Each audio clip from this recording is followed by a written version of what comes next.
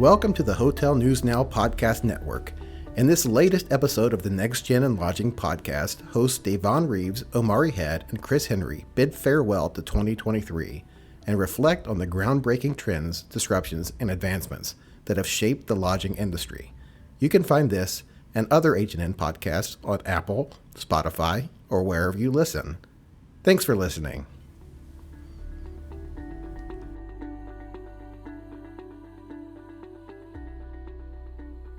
Hello, and welcome to the Next Gen in Lodging Podcast. My name is Davonne Reaves. I am one of the co-founders and co-hosts of the Next Gen in Lodging Podcast, and I'm also the CEO and founder of Vestor, which is a commercial real estate crowdfunding platform where you can raise capital or invest in hotels. And I'm also a co-owner of 3 hotels across 2 different states. Hey, good afternoon. This is Omari Head, founder of the National Institute of Lodging Education, and excited to be here with Davonne, and I'll hand it over to Chris. And I'm Chris Henry, CEO of Majestic Hospitality Group, and the other co-founder, third co-founder of the group here. And we're excited to be back for our next podcast. Yes, thank you all so much for tuning in with us this year. This year is just going to be the 3 of us. And we are going to talk about how 2023, how it treated us, how it treated the hospitality industry, and what to expect in 2024, and maybe a little sneak peek of what we think may actually even happen in 2025 when it comes to the hospitality industry. So I'm going to kick it off to Omari. I would love to hear your thoughts, especially about you being a hotel broker. I would love to hear your thoughts as far as how the industry was as far as transactional wise, coming post-COVID, what are some ups and downs? Like, how was 2023 from a hotel transactional volume, to your point, into the industry as a whole, if you know? Yeah, no, great. So industry as a whole, overall, people will tell you that it was significantly slower than last year. Personally, and for our firm, it was up. So it was up, and that was mainly driven by some portfolio activity. Now, a big piece of that is why. So is a little bit of uncertainty, obviously some economic concerns around labor. And then specifically, the one thing that we can't avoid that's been across the news cycle has been interest rates. The other thing that's been very impactful to transactions has been insurance. So a lot of people haven't been talking about that. It's starting to come up a little bit more, but across all asset classes, it was an article that I read that said that it was up 18% across all commercial asset classes. And you can argue that with hotels, with it being an operating business on real estate and likely in a franchise model, that yields itself to being a little bit higher than that average. And a piece of that is just construction costs have gone up. So you can imagine replacement costs have gone up. It costs more to build these assets, and thus ultimately the insurance will catch up. So just kind of some quick sights on what's been happening in the transaction market. Nice. Now, Chris, you're I'm on the development side, so I got a whole different perspective. I know, I was about to get to it. Not only on the development side, but you bring a unique perspective. You're actually on the international side, right? Yeah. So I would love to hear your thoughts and your experience on the development world as well as the international world when it came to hotels this past year in 2023. Yeah. So, on the development side, and also being a resident of California, it was, I think, a little more brutal and cutthroat, over here. There's not a lot of transaction. There's not a lot of new development.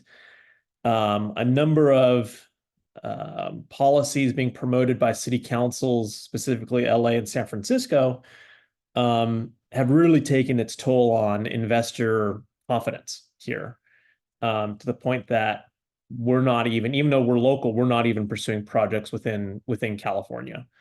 So that was obviously hard on our business this year. And then, as Omari mentioned, interest rates for our other domestic projects, interest rates was obviously a big sort of torpedo that came along. A necessary torpedo just to stabilize, obviously, the market and inflation, but it's really put a damper on being able to finance projects. And, it's a double-edged sword in reality because, for a little over the past decade, we've had near 0% interest rates, which is unrealistic and obviously is in the long term unhealthy to stay that low that long. So in reality, raising rates is sort of a return to normal. It's just a normal we all forgot about. So there's certainly a lot of adjustments mentally as well as financially that need to go on. But I don't think that rates will go up any further, so that's a good thing. But it certainly took a huge swipe at our development business. Internationally, that's actually what's kept us, afloat through this period. And with that being said, mostly active in Central America and in Europe right now, specifically Italy. For us, Asia was our biggest market prior to the pandemic, and that's slowly heating up again for us. But with the number of global affairs going on at the moment, even that still is slower than we would like. But things are moving. I think 2024 hopefully will turn a new page and we can get moving again. Okay. Now, what do you think as far as Omari 2024 get moving again? I know interest rates. I actually just did a survey on my LinkedIn page and asked about different things on what impacted the industry, right? And I forgot to put interest rates, and somebody commented and put interest rates have definitely impacted a lot of the transactions. And I think both of you actually alluded to that. Do you see that impacting the transaction volume in 2024 and leading into 2025, Omar? Absolutely, just not as much. And to what Chris was saying is that it's been socialized throughout 2023 that kind of this is the new normal. I believe that 2024, specifically Q1, Q2, more so in Q2, is just going to just become the new normal. And what we've seen is that there's still transactions happening today. There were still transactions happening this year. Like I said, this year was one of my busiest years in terms of deal volume. It felt like, again, I was portfolio based, but I tend to do a lot of portfolio based work. At the end of the day, there are some deals that still pencil, and it's still a fundamental of if it pencils or if it does not. And the interest rate is there. It's another lever that you have to look at pulling and seeing if that makes sense. Or some people are saying, I'm going to approach this from a different method. But I think the next year people will have gotten comfortable with this new normal. And then now a lot of folks say that that's going to have some impact on pricing. And the answer is maybe, maybe not. I think it depends on the asset class. I think it depends on the disposition method. But if we're talking about traditional methods, I think that there is absolutely going to be some impact there. Depending on the asset class, if you're talking about in a more competitive process, you may see it actually wash out, where buyers get aggressive and they want to be there in that location and they have capital to deploy, and this is the new normal. It's the days of whatever they were underwriting to from a cash on cash. They just understand that this is the new normal, and my cash on cash has to look like this moving forward. So I believe that 2024, we're just going to get a lot more comfortable with what this new normal looks like, and lean into it and say, well, we can't sit on the sidelines forever and just hope and pray for interest rates to come down. We have to move forward assuming that this is the new norm. Ian, I think we've got two other interesting factors, and Omari, I'm curious on your thoughts. Two other factors I think coming in for at least for 2024 is obviously one is the election, which it always ends up having more ramifications for domestic and international policy than people realize. But then also, with the sort of office market teetering on the brink of collapse in some locations, what of those buildings will end up being converted to a hotel? I think that those are two things we don't know yet, but I think will definitely come up over the next 12 months. And I'm glad you brought that up from the policy standpoint, Chris, like you alluded to being in California and what that means from the policies. And now we're talking about stuff and leadership from the federal level, and what that could look like. And I think that because it's an election year, there's going to be a lot of bones to get thrown out there to try to stimulate the voter base and try to show all communities that you're in it with them and that you're really engaged and that you feel their pain. And I think that there'll be some interesting things that'll get pulled out of hats here, probably Q3, Q4s as we get closer to elections, as folks to kind of just play on that short-term memory when it comes down to the what have you done for me lately. They really want to be able to point and say this or that, and have those type of incentives and economic stimulus lined up. And then, Davonne, we need to ask a question of you. What have you been seeing since you're doing crowdsourcing, crowdfunding, and these other new platforms? With everything that's going on this year in the market, how's the uptake been on the digital fundraising side? People are definitely starting to look more at it, more looking at retail investors. And for those who don't know what retail investors are your non-institutional, players, right? And so looking at more of the individual. So crowdfunding is definitely something that folks are looking at when it comes to their financing options, especially creative financing with the interest rates being so high and, financing options being harder to get even for seasoned investors or seasoned hoteliers. So that's what I'm starting to see, and it's been that way. And I definitely see that more and more in 2023 of folks coming up with creative ways of getting equity and getting debt. Not only is because of interest rates, because of just the tighter lending pools. And of course, the transaction volume kind of slowed down a little bit, but of course, it's going to come back in 2024. And so that's what I've been seeing, and I'm seeing more and more. And it's one of the reasons why, I got into the world of crowdfunding and in the private equity world. But thank you for asking. I was going to jump in, but you beat me to it, Chris. See, teamwork makes the dream work here. So one other one for you, because I just learned about it yesterday. There's a new company that was co-founded by a former hotel development professional who's going after tokenization of Airbnbs with, I think, investments starting at like $1,000. Do you think something like that's sustainable, or will have a real big impact on the market? You know what?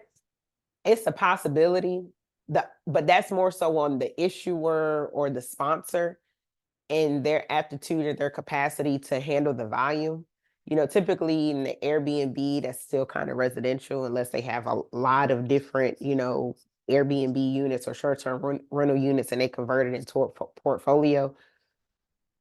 It's not as much as a hotel, right? And so what I've been running to is the investors and I wouldn't say not what I've been running to, but typically a lot of investors, or excuse me, not a lot of sponsors of deals, they rather deal with a smaller amount of investors. So typically the minimum to invest in deals are a lot higher, or they deal with the people that they typically work with, or they deal with institutional investors that'll cover, over 50% of the limited partnership, or become solid investors. And so it's a possibility, but I see it more so on smaller deals.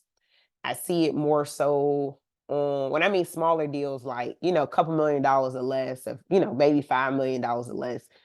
That's probably even too high, because just dealing with the investors, dealing with, just handling that volume and the capacity, I could definitely see that for more boutique hotels, or there's some hotels that are changing how they approach or their strategy when it comes to building new brands. So I can see those type of brands that are entering the market, those non-traditional brands, that they may tap into it because it's a creative financing strategy.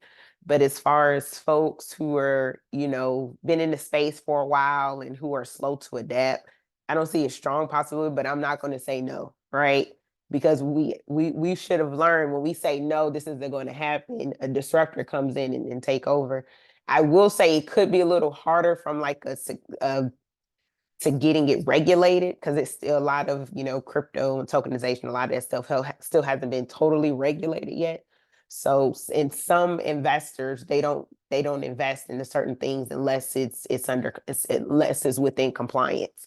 So that will probably be the biggest thing that or if it's regulated, that will halt them to actually use that to obtain capital or finance for their projects.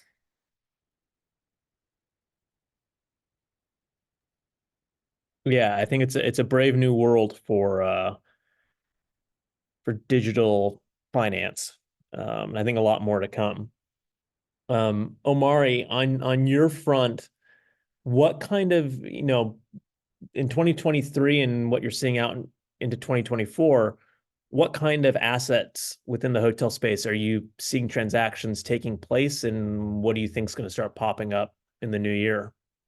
Yeah, great question. So in 2023, just personally, it was a lot of portfolio work, predominantly in the extended stay sector. So, and that was a great time to be unwinding that type of product. And a lot of that has to do with, we were all reading the same headlines during COVID about the resiliency of that sector. So high demand for there. If you look at where the franchisors started announcing new brands, there was a lot of focus on extended stay, specifically economy extended stay, and then kind of some new mid-scale or upper mid-scale brands that got announced as well on the extended stay sector. I'm interested to see 2024 what happens in the development pipeline, and construction costs being high. And although ADR and RevPAR continue to grow, do the economics now make sense for people to go shovels back to dirt? In some markets, I imagine so. I'm not sure what that means. And then the other thing is the rise of conversions. So the brands have come to the conclusion that they're going to see growth through conversion. So what does that mean? You've seen a number of conversion brands announced, specifically in the premium economy sector. That's going to be fascinating to watch what that does to markets. As you know, brands like Spark and Garner continue to grow legs, and I'm sure there'll be some other ones announced, and see what that does to these formerly targeted to be more economical products that have started kind of overperforming, like Hamptons and Fairfields. Now that we have things that can sit below that, what does that look like in terms of market share and distribution? Ultimately, the overall value of existing sticks and bricks, like I talked about replacement costs, we talked about what that means for insurance, construction costs, and now that flag that you may have had that wasn't available to tap into a more premium global distribution system because of some of these premium economy flags, you'll see that now. So what does it look like as those things start to convert, and ultimately we start to get data, right? The first Spark is open. So what does that look like from a year over year on their RevPAR? I mean, it opened up in a phenomenal market, but what does it look like from year over year data as we start to get that first T12? And ultimately, more and more developers are signing up to do these conversions.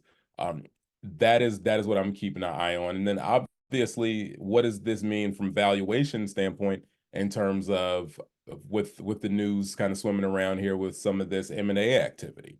So should some of this come to fruition, what does that mean ultimately for hotel performance as you start thinking about cannibalization? Some of these exits and some of these secondary and tertiary markets may have two of one brand and one of another, but now they become the same franchisor.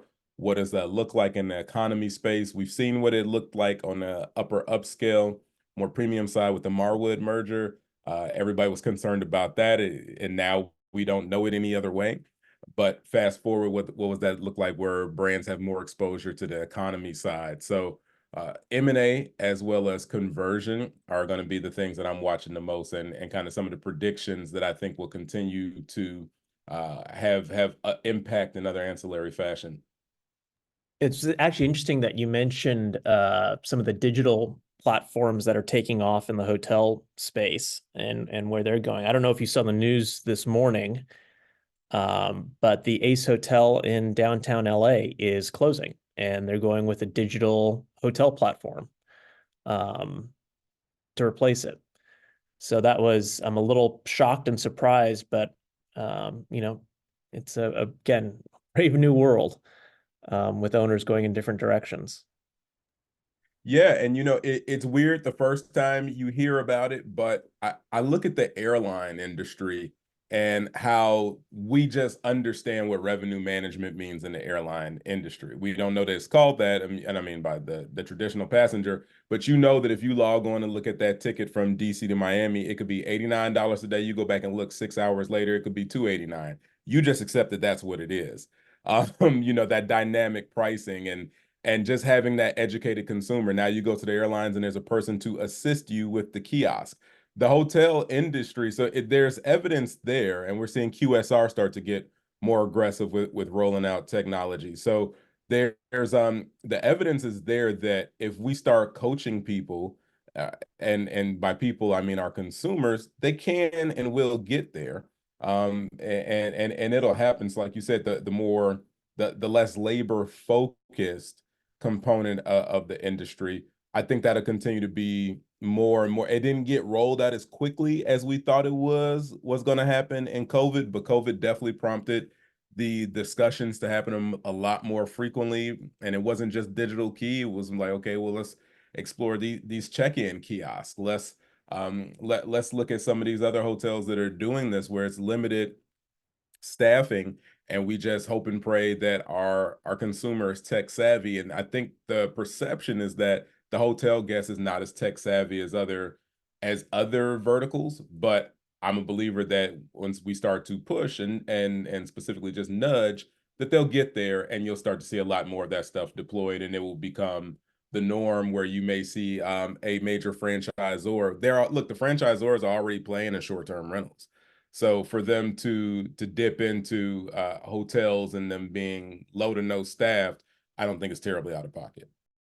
Chris, as somebody who focuses on development, how have you seen what did you see happen in 2023, and what do you start to see kind of on the horizon for 2024 in terms of sustainability, specifically from an environmental standpoint? What were some of the things that you saw become a lot more common this year, and what's something that you think will just be a new standard practice in 2024 or 2025? So it's interesting. So we actually have a partnership with a sort of a consulting firm that just does ESG, and we've been collaborating on projects, and it's been really interesting this year. I think what's finally becoming a catalyst for folks to, especially for existing properties, to become environmentally friendly has just been because of inflation and the cost of utilities going up, or people are now quickly trying to figure out how to bring their utility costs back down. So, we're seeing people getting creative on how are they doing, even basic things like solar panels. We were working with a group in New York who've got a prominent hotel there, and they want to investigate replacing some of their windows in the building with photovoltaic that are built in. So solar panels are just built into the windows because they don't have enough roof space to put solar panels on the roof of the building.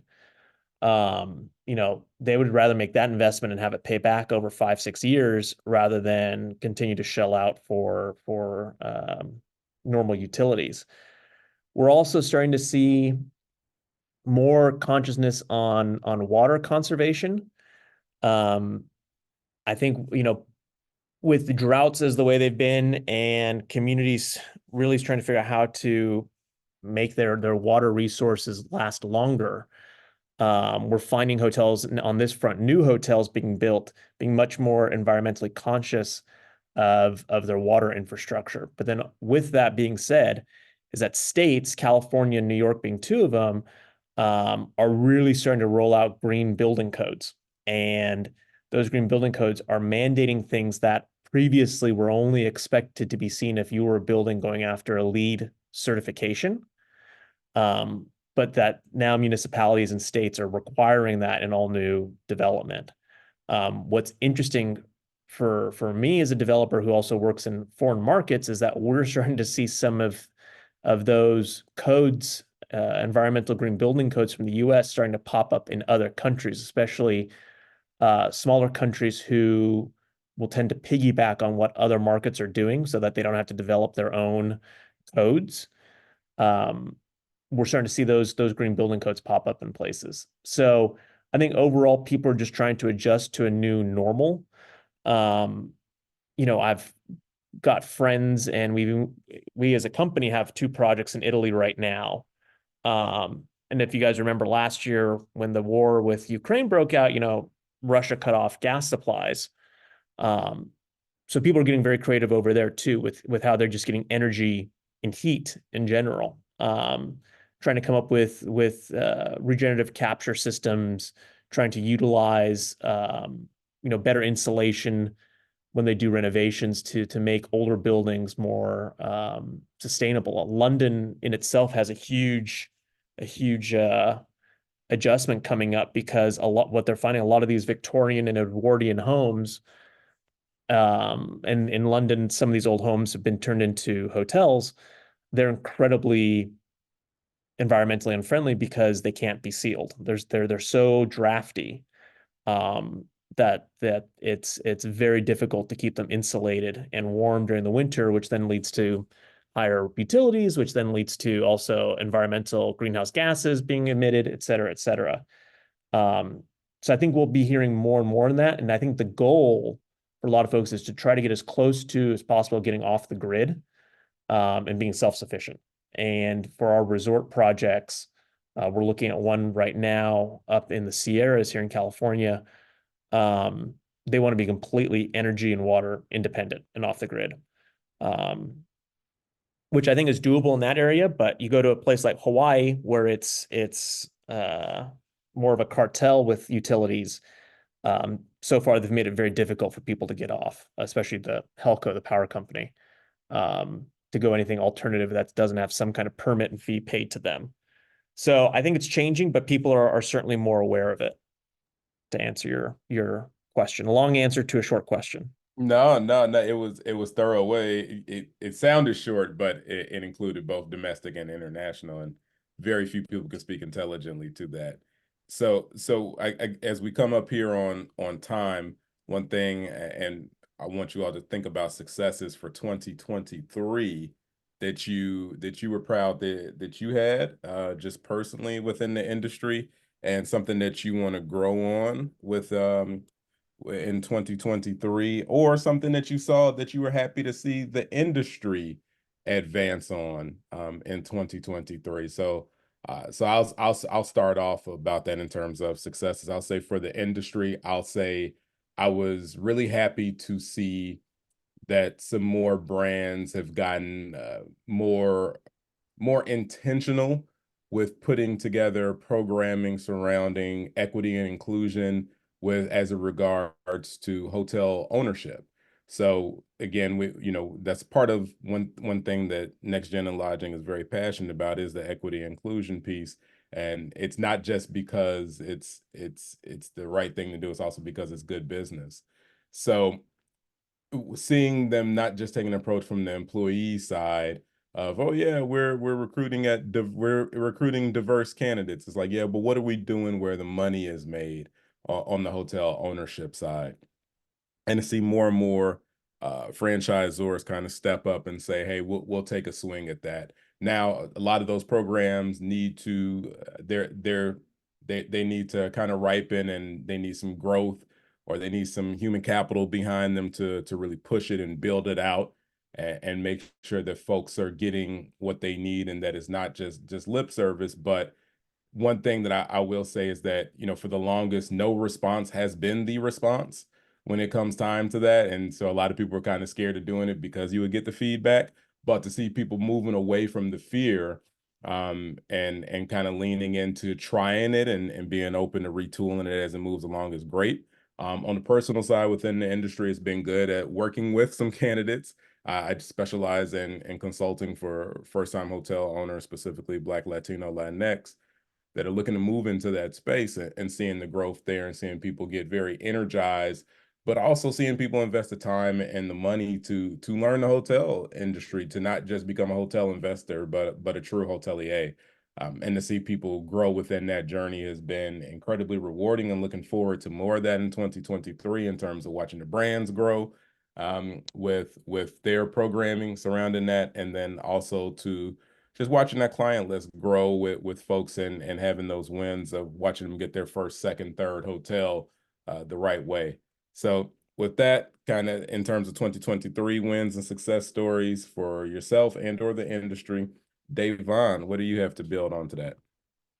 You stole mine. So now I had to think of something else, because that's one of my wins, But I love that the brands are really starting to see that, not that necessarily the world is changing, because we've been here as far as the different diverse groups, but really paying attention now, okay, that we really need to create programs and initiatives to increase the percentage of minority hotel owners, or people of color hotel owners, Black, Latino, women, and so Native Americans. So, I am proud to say that, IHG came out with their program, Marriott has a program, Wyndham has a program, Choice, they were leaders, and they was one of the first ones with their program. So I'm proud to see it. I'm Red Roof proud. announced theirs this year. And Red Roof, thank you. Red Roof announced theirs with their women's initiative. So I am proud to see that. I am proud personally because just the platform that I've been able to create, that so many more Black people are having conversations about hotel ownership at the dinner table. And people who have the funds, who can, because I think that was the issue, was always, oh, well, there's not money, right? And I think that really wasn't the biggest issue. It was more so than access, and Omari and you and I have talked about this plenty of times, that it was just more so the access and the knowledge. And so now these programs are that are being designed by the brands are answering that, not only a capital issue, but as well as a knowledge and that support issue, right? Of what we can do to support you, so that way not only can you become a hotel owner, but to become a successful and a profitable hotel owner. So that way you can build your portfolio. I am proud of that. And I'm proud and appreciative of the brands who supported me, with this initiative to increase the percentage of Black hotel owners and women hotel owners. So to see and to be a part of folks who are in the process of closing on the hotel or developing a hotel, and that is actually happening, to be a part of that is beautiful and that's absolutely amazing. And personally seeing students, folks in college who want to either pursue a career in hospitality because they heard my story, or they want to pursue, they want to become a hotel owner, or become a hotel broker, or they want to get into asset management. So personally, I think that's a win for me and for Next Gen and Lodging, because that's one of the reasons why we created this, right? I know that I was fearful that what was really going to happen to the next generation in hospitality, because so many of our colleagues that we grew up with, they were leaving the industry, and it's like, whoa, what's going to happen to it? Because I know there's a lot of AI and there's a lot of robots. The hospitality industry is still a service industry, right? So we still need people to run this industry. It's still a people business, and we can't leave. We didn't really talk too much about talent today, but we can't forget about the talent, because the talent is what makes the hotel industry thrive. Like, we would not be having this conversation if it wasn't for the people who work tirelessly in our because hotels, they're 24/7, right? We work in hotels, so we know it. And so just making sure that we do what we can to support and to have these conversations and to put program or help put programs in place, so that way we can take care of the next generation of hospitality, so that way we can create future hotel owners of different colors, and so we can bring in different suppliers and vendors. So I definitely see the change just from 2023. It's definitely progressed.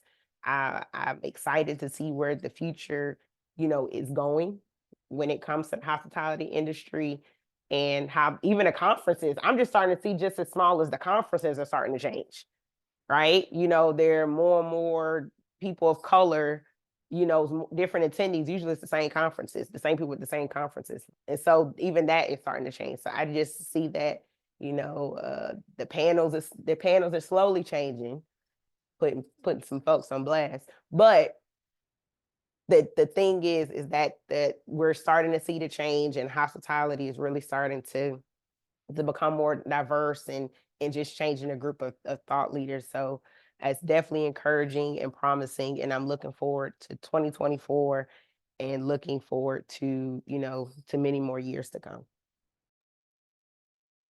I guess that leaves it on me to That it say does. say what I'm admiring the industry from the last year, and I know you guys have sort of set the bar really high there, but I think the thing I'm actually gonna say is, as far as the industry goes, is that I'm really excited to see that even post-COVID, it's continued to accelerate the interest and normalization of ecotourism. People wanting to get out there, people wanting to experience the world, to see the world, sample what it has to offer. I'm a big proponent of globalization, that we shouldn't live and work in vacuums. And I think, that was the blessing that COVID gave, is it made eco and adventure tourism normal. So I'm glad to see that there are a ton of creative, forward-thinking groups out there who are not brand affiliated. As you guys know, I'm the anti-brand person on this podcast. That I like to see independents and boutiques, and I'm thrilled that they're really growing in that ecotourism space, and that consumers are adopting it. So I think a lot of good brand sponsorships. Point of clarification. Well, somebody's got to cut against the grain a little bit and poke fun. But no, I'm just thrilled to see how many really intriguing startups are out there, and that people are thinking outside the box, literally and figuratively. So I think that'll lead to more very cool things to come in the industry and keep it fresh and renewed. And I just, the more new things we can get into this industry to keep it alive and sort of sizzling and keeping people engaged, I think the better off we all do. So yeah, my hope is for 2024, that trend continues to go and it continues to normalize. Because there's a lot of really cool places out there. And I just keep pushing my American friends to keep going out and seeing more and doing more. So hopefully we can get some of these crises behind us as a global community, and continue that desire to come together and explore. So that's my look back on 2023 and my hope for the future of 2024. I love it. I love it. I love it. This definitely been awesome. It's been a great 2023, putting out more content. Looking forward to working with Chris and Davonne to bring you all more great subject matter experts, fresh voices, and fresh content in 2024. And happy holidays and a very, very happy new year. And Next Gen Lodging looks forward to connecting with you next year.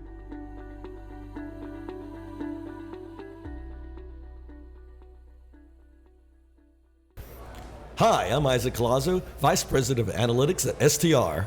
Hi, and I'm Jan Freitag, National Director for Hospitality Analytics for the CoStar Group. Tune in to our new show, Tell Me More, a hospitality data podcast. It's a podcast on the global hotel industry, its current trends, what we're thinking about, and where the industry's going. And we like to have fun with the data too. Find us on hotelnewsnow.com or wherever you listen to podcasts. Subscribe today. This episode of the Next Gen and Lodging podcast on the Hotel News Now podcast network was recorded by hosts Omari Head, Davonne Reaves, and Chris Henry on December 13th. It was edited by Robert McCune.